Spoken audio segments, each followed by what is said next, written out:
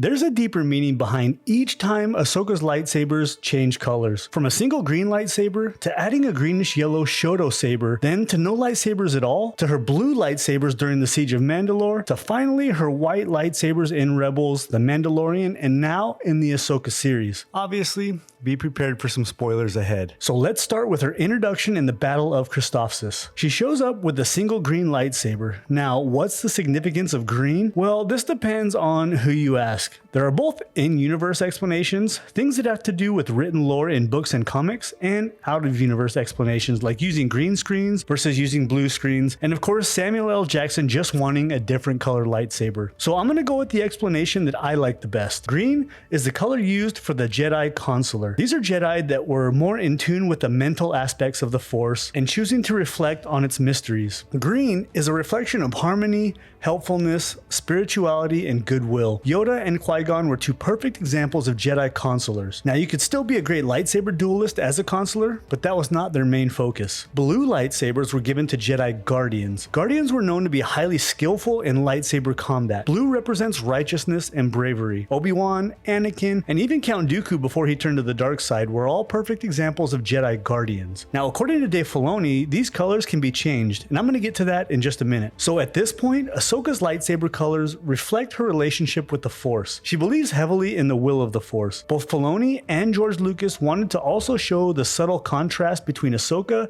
and her master Anakin. Now, during a mission to find an arms dealer in the Coruscant underworld, Ahsoka actually has her lightsaber swiped by a pickpocket. So she enlists the help of a Jedi master named Tera Sinube, an expert on the Coruscant crime world. They are able to track down her lightsaber and eventually get it back from a couple of Torellian Jango jumpers. Now, it's shortly after this that she gets a bit of an upgrade. She adds a second lightsaber, a shorter yellowish green blade called a Shoto lightsaber. Now, generally Shoto lightsabers were used by smaller Jedi like Yoda or Yaddle or even Evan Peel, but there's a reason why Ahsoka added it to her green lightsaber. It shows a progression and a maturity in her character and her fighting style. See, under Anakin, she actually studied Form 5 lightsaber technique. She was proficient in both variants. There's two variants. One is called Shien, and the other one is called Gem So. Now, her reverse grip helped her with Shien, which was superior for fighting opponents with blasters. But she also used the other variant, Gem So, which was superior for fighting against other lightsaber duelists like Grievous, Ventress, and of course eventually Darth Maul. But now with dual lightsabers, she adopted a fighting style called Jar Kai. Jar Kai was perfect for Shien users because it allowed the duelist to use the concepts of Shien and Gem So together. That was why there were instances where Ahsoka used a conventional grip for one of her lightsabers while using the Shoto lightsaber with the reverse grip. But in many cases, Ahsoka wielded both her sabers with a reverse grip. Now, Jar Kai was also used by Darth Sidious, Ahsoka, and Asajj Ventress, and even Anakin used it when he fought Dooku with two lightsabers. Now, this was Ahsoka's fighting style throughout the Clone Wars. It wasn't until she was framed for the bombing of the Jedi Temple when she lost her Shoto saber during the escape when Anakin and the clones were chasing her on Coruscant. Her green-bladed saber is taken by Anakin after she's captured by the clones. Now, after she's acquitted during her trial, she's asked to rejoin the Jedi Order. She declines and leaves the Order, and of course leaves her lightsabers behind. Now, a few years go by without her lightsabers, just beating people up the normal old-fashioned way, when fate takes her to a planet called Obadiah, where she runs into Bo-Katan. Now, Bo-Katan convinces Ahsoka to go back to the Jedi for help in taking back Mandalore from Maul. Maul has now control of Mandalore with his crime syndicate. Here, she's reunited with Anakin.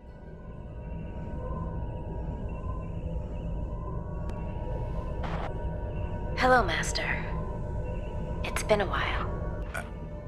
Ahsoka, who just happens to hold on to her lightsabers. To me, this is a pretty big deal. The fact that he's held on to Ahsoka's lightsabers after she left the Order shows how much he still cares for her. He's also made a bit of an alteration to her green lightsabers. I took care of them. They're good as new.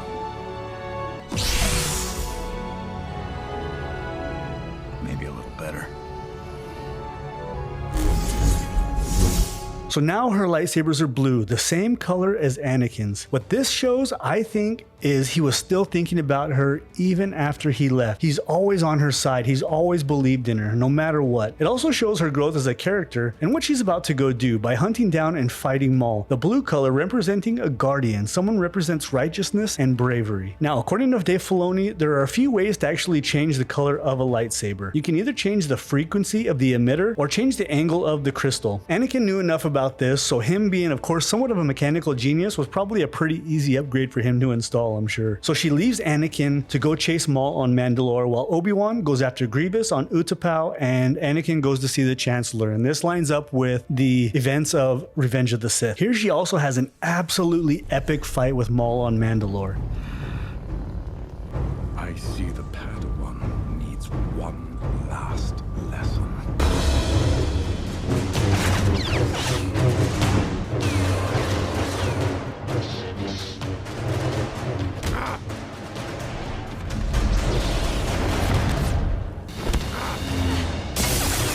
Now she captures Maul and is on their way back to Coruscant when Order 66 is given by Emperor Palpatine. She escapes with the help of Rex, but she leaves her blue lightsabers behind, only to be found sometime later by her former master, Darth Vader.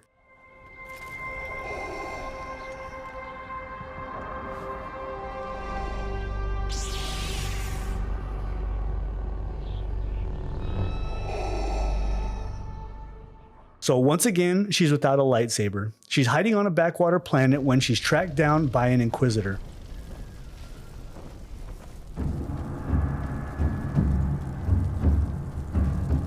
Can it be?